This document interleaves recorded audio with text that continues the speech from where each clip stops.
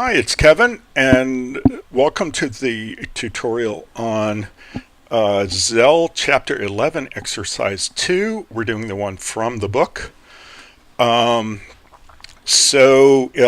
Here's the assignment as we're given. Extend the GPA Sort program, that's the one that was included in this chapter, so that it allows a user to sort a file of students based on GPA, name, or credits. That's credit hours, what we're calling in the student class, I believe we're calling that hours. Your program should prompt for the input file, the field to sort on, and the output file.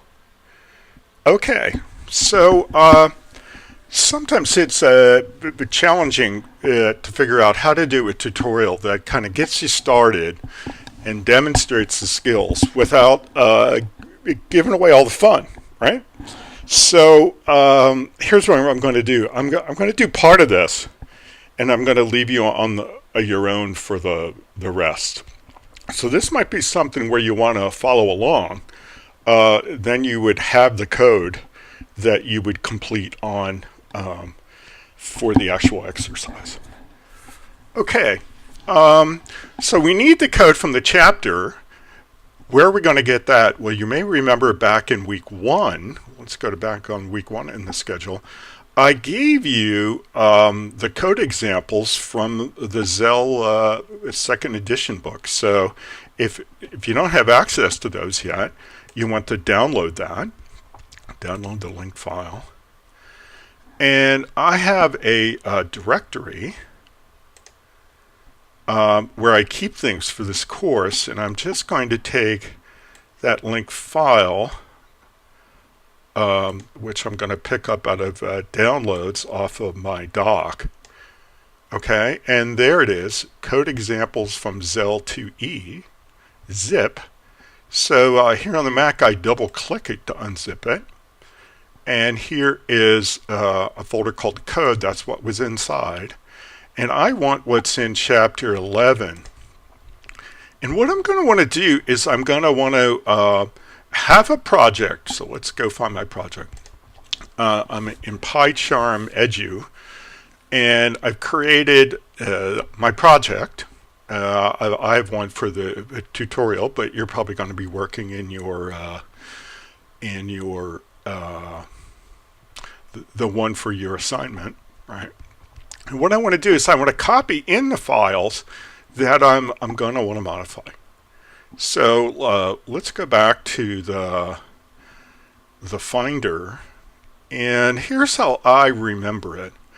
The program that we're going to want to change is called GPA Sort. Okay, so we want that.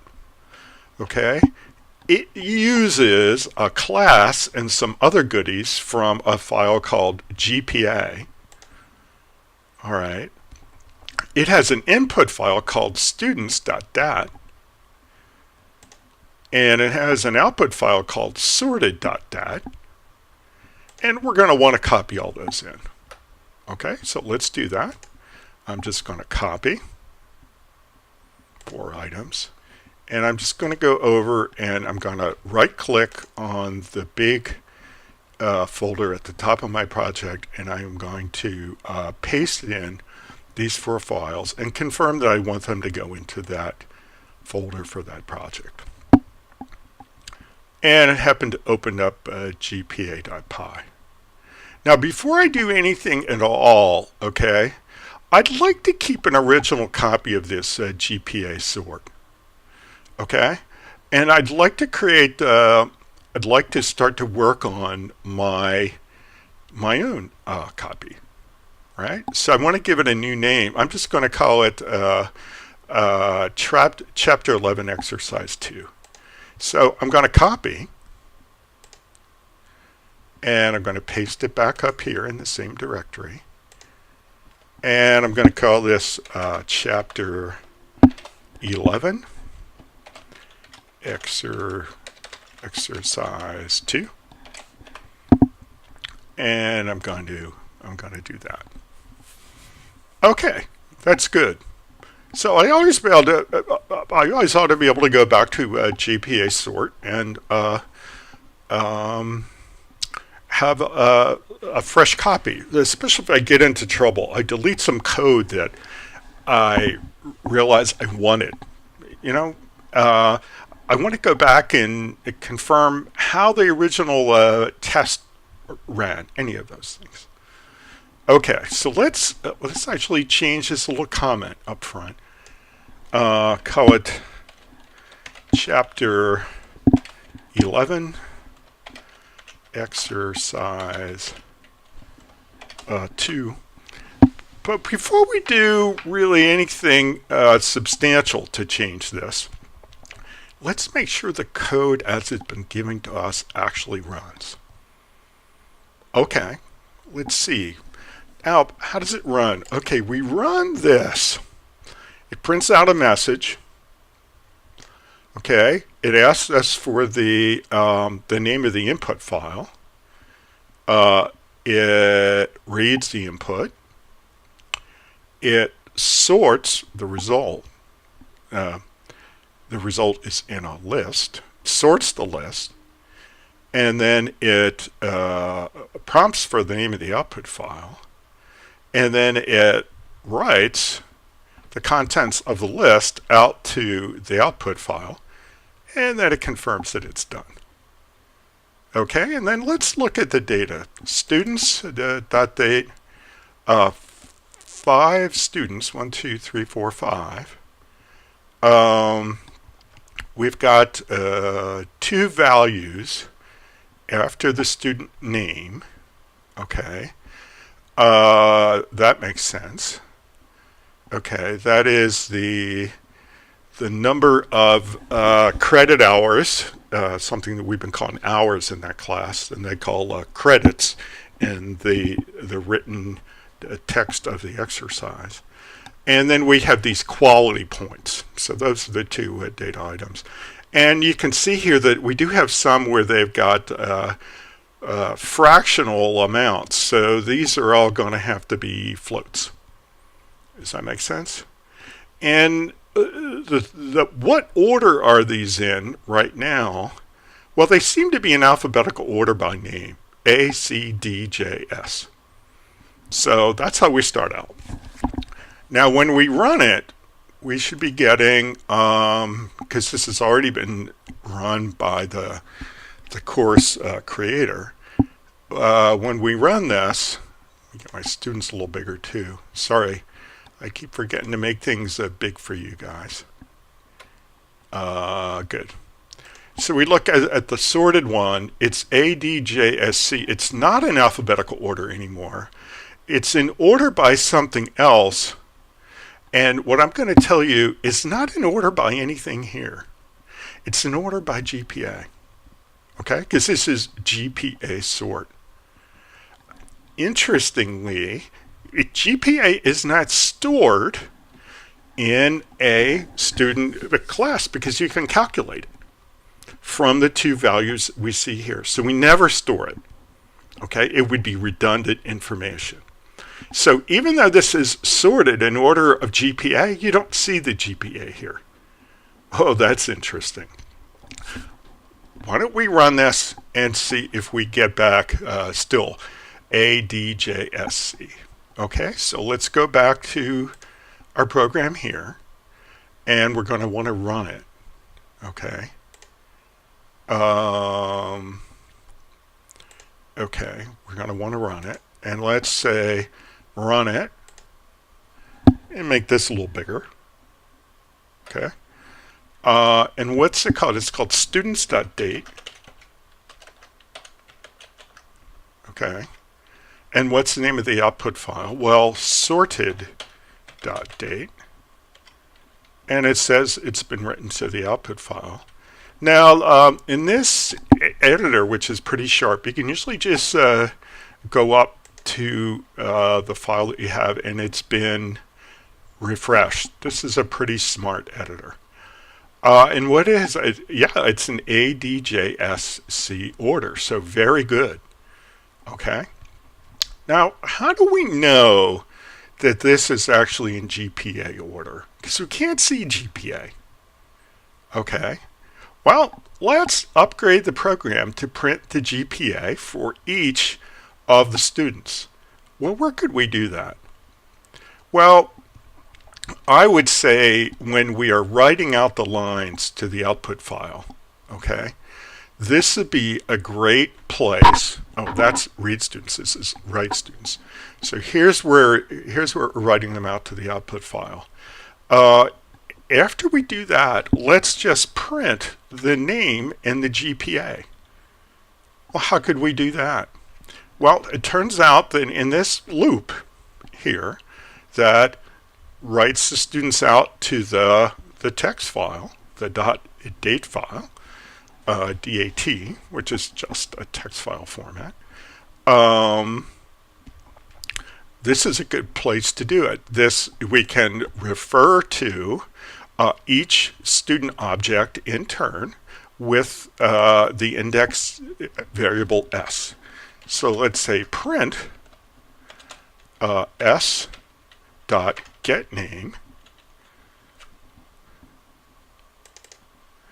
And to be really proper here, let's put the parens on it. s.getName paren, okay. And let's say s.gpa paren. That's the name of the method that gets the GPA back. So we're going to get the name and the GPA. So let's run this again, and we should see these things come out and confirm that they're really in GPA order. Pretty cool, huh? Let's do that. So let's give this a run and make the output big. So students.date, sorted.date, and let's look. 1.79, 2.3, 3.19, 3.38, 4.0. So even though this is an implicit value, okay, it is a property of student objects because you can ask for it with a call to GPA, the GPA method, and because of that, we can make that work in the sort. Okay, so it's working right. We've confirmed it's working right. Now let's look at the parts of this again a little bit more. First of all, let's go look at the underlying parts. GPA.py, this is the underlying code that we import. So let's close the bottom so we have a little more room to see bigger text. Hopefully I've showed you this in class, but this is the student class. Okay, we're going to be learning how to create our own custom class before the end of the course. We'll learn the basics of it. But it turns out that this has a lot of functions or methods, as they're called, because they're in a class. There's a special one that is called a constructor, okay? And this populates the fields in new instances. So you can pass it the name, the hours, and the Q points. So this is how you populate a new instance of student. And then we got these standard getters. So each of the fields that we have populated in, if we want to get the value, we call the getter. So if we want the name, we call get name, get hours for the hours, get Q points for the Q points. That's why. And then GPA is not a getter per se because it's calculated. Okay, it's not something that's stored, so we don't get it. It's calculated. And for a calculated, for a method that returns a calculated value, I would say that the GPA is a pretty crummy method name. Typically, we don't use get for things that are not explicitly stored.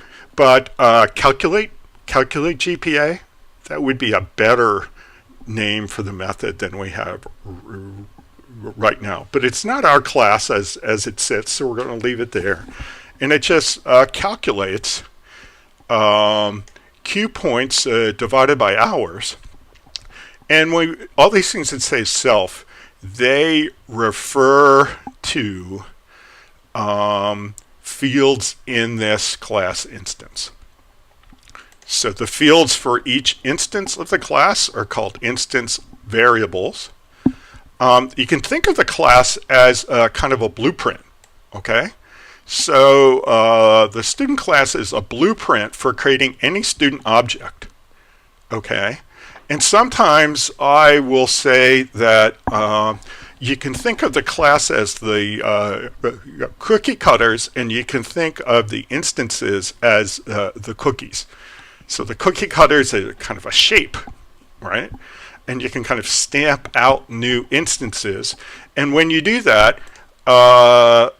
another metaphor that I'd like to use is that when you initialize the fields, when you construct a new object, it's kind of like you're decorating the cookie, right? So here we say, okay, we want a new cookie, and this one's going to be decorated with this name, this hours, this Q points. So this is the underlying class blueprint that makes the student objects go. This code here is a helper function that they created to help turn lines of text in the input file into student objects, okay? And what it does is it creates a new student object. This is how you get one. You use the name of the class. That turns out to so you use the name of the class, and that calls this constructor, and then you pass in the initial values, name, hours, and Q points, and then what you get back is a reference to that student object, the one that has that name, that hours, that Q points. So this is a helper function, okay, that our program is going to use. Do we have that for every class? No, this is a little homespun to be standard infrastructure, but it's just what we need right now when we're learning. Well, what's all the rest of this code? This is a goofy test and demonstration code, okay? This is kind of what people do when they're not using one of the big time testing frameworks, okay? And it's kind of old school, all right? Now you're going to see the reason for a couple of chapters ago, we began saying that instead of just having a call to main, we would say if name equal main, then call main. What does this mean? Well, the use that we're going to have for this .py file is we're going to be using as a module that we're importing, okay? We don't want this main code to execute because this is kind of testy, demonstratey code, okay? And if that ran every time you imported it to use the class or the helper method, well, that would look kind of goofy, okay? So this only runs the main when you are running this all by itself, like we have it here. Like for instance, if I go to run this right now, let me run this. Okay, enter name the grade file. It's right there. Okay. Whereas in the other program, I import it. Okay, it doesn't run that code. Okay, so this is kind of older architecture. It's very very deep old Python, and it's the reason why if you're going to have this kind of code in these modules that include your classes, you want to make sure if you have a call to main that it's under this kind of an if. Okay, so that's the student class. And then the GPA sort, let's take a look at that again. We're going to look at our version of it. Okay, so we've got, we prompt for the input file name. And then we have a function that reads the students. And this is really pretty. We pass it the input file name. It would have been better to call it input file name instead of just plain old file name. And then we read students. Okay. And then we keep the result. If we really look, it turns out that data is a list. It's a list of student objects. And then we do the sort. That looks good. And then we do the file name. Okay, this is for the output file. Okay, and then we call writes students. So we have everything related to writing the output into its own function. And what does it have to know? What it has to know, it has to have the data list. I've got to say that data is not a particularly good variable name either, right? And then we have the file name. Why did we reuse the variable for the file name? Well, we don't need the other one anymore, but I think that was probably a bad idea. And it's probably also a bad idea that you will notice we haven't closed either of the files when we're done with them. And that doesn't hurt us here in this kind of program, but to be good citizens, we ought to learn how to close all the files when we're done with them. Okay? In fact, let's do that. Let's say, oh, I'm sorry. We did close them. I'm so mean. Here we are. We actually closed them in the functions where we opened them. So they're only open while they're in the function. They're closed. How could I doubt Mr. Zelle? And then, of course, in the write students, we closed that as well. So I apologize to Mr. Zelle. Okay, so that's how that all works. Well, the thing that's most interesting to us is this sort. Okay, so right now we are calling a sort method of our list object. Okay, and we're passing it a keyword parameter called key, and we're identifying a method within the student class. Okay? All right. Now, before we do that, and we saw that what we got back then is we got it in GPA order, right? What happened if we just sort it and we don't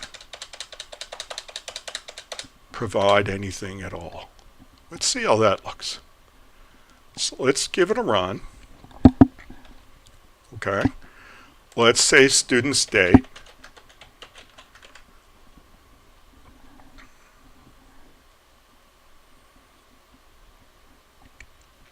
Oh, I've got a little problem here. I'm going to give you a pause. Well, this is ugly, isn't it? Well, what's this telling us? Well, in the program, we're trying to compare student to student. And it's saying, I don't know how to compare these things. It's not supported. Okay? So without a hint as to how to sort it, it can't sort it. It goes, well, I'm sorry. I don't know which of these is greater than the other. I don't have enough information. All right. So let's just go back and change that back. Okay. Change that back, and let's give it a run again.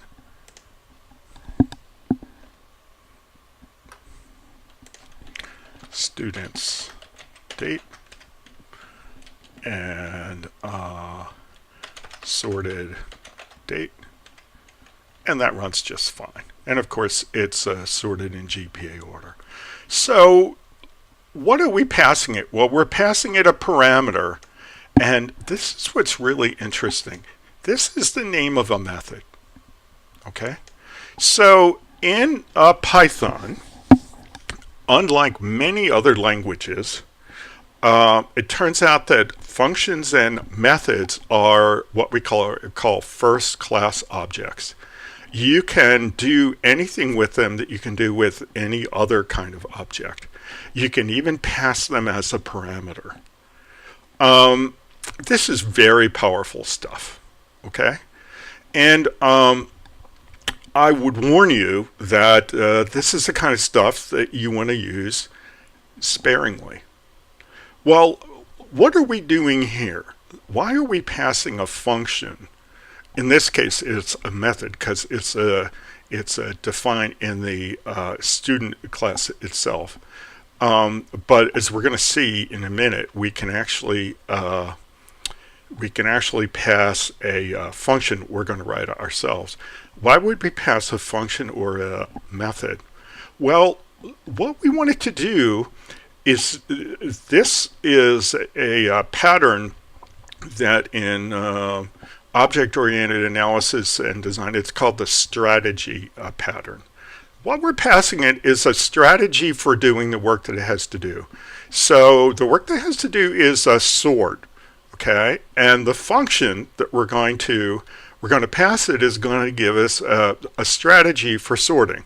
The one that we've asked for now is, this is the strategy that says sort on GPA, okay?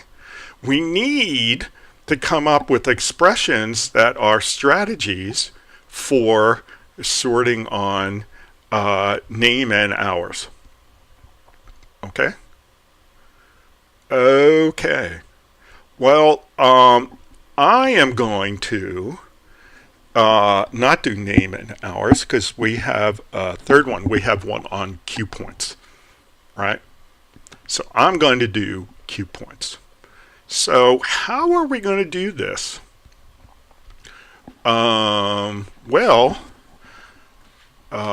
Here's what we're going to do. We're going to create a function in our program, and we're going to pass that to the sort as a strategy. Cool. What's that going to look like? Well, let's say def sort by Q points. Okay. Do we pass anything to it? No, we don't. Okay. Right. And what do we get back? Well, we're going to return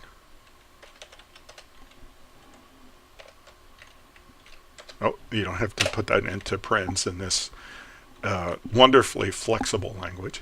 Return get Q points.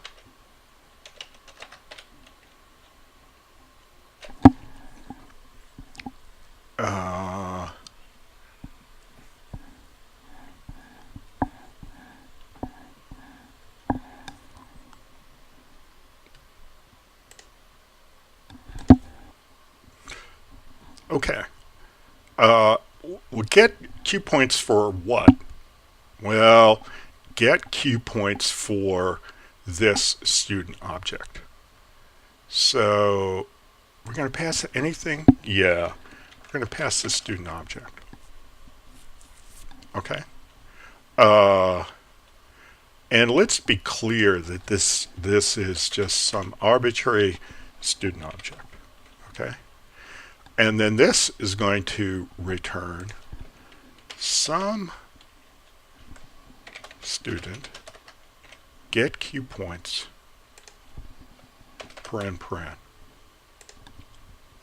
Okay, what happens here? Well, the syntax is a little different because this is a homegrown function. This isn't a method that's in the class itself. So again, when the method is in the class itself, we don't have to be as explicit. We just name it in our key, okay? But here, if we're going to pass a function that is a homegrown strategy for sorting, well then we need to say, oh, this strategy code is going to get past one of these objects that we're trying to sort. This is the pattern that these have. And what value is it going to return? Well, just the thing that needs to be sorted upon, the Q points. Okay, so then how could I tell our code that we want to sort by Q points? Well, we just give it the name of this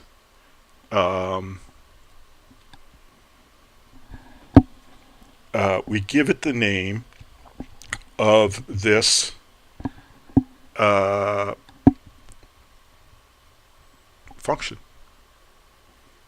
So here goes. We're going to say key equals sort by Q points. Okay? Now, do we give it, is this a method call? Is this a function call? Does it get these parens? Actually, it doesn't. Okay? We're not trying to call the method. We're not trying to call the function. We're trying to just identify the function. Okay? Because it's an object in its own right. And we want to say, yeah, use that function. Okay? So the editor might have wanted to put the parens on it, but we don't. So that's the name of our strategy. Okay, it's a function here. It was one of the methods of the student class before. Okay, now let's see this work. Okay, now in order to test this, we're going to have to do a couple of things. Let's go in here. We've got the GPA. So let's we know what the name is. Okay, so let's print all of them. Let's print S hours, get hours, and then let's print S get Q points. So we'll see that. And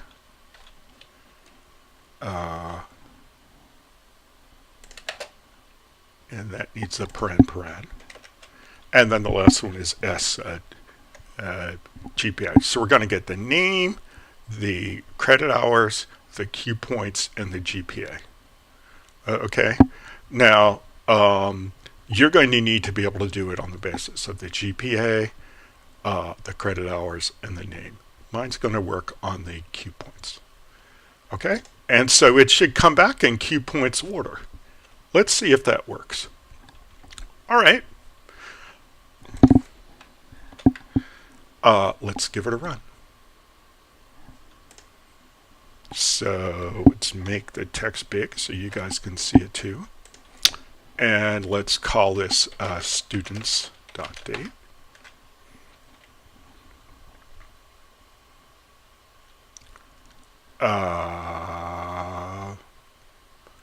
It says it has no attribute get Q points. Well, that doesn't make sense. Let's find out what that's really called. I'll be right back. Oh, rather than being right back, let's do that together. So let's go into the module that has the class GPA. Get hours, get Q points. Get Q points. Let's look at that. Now let's look at what we're doing here. And where did we go down on that? Well, we went down on it right there.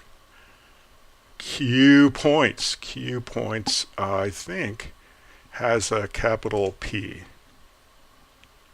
Yeah, it does. Now, this is a problem that I have with Zelle deciding that he wants to use his own format for forming names. He's not the only person who uses this kind of camel capitalization, but it's not traditional Python style. So Q points has a capital P, as it turns out. And now we should be okay. Let's give it another run. Okay, so let's get big. So students.date and sorted.date.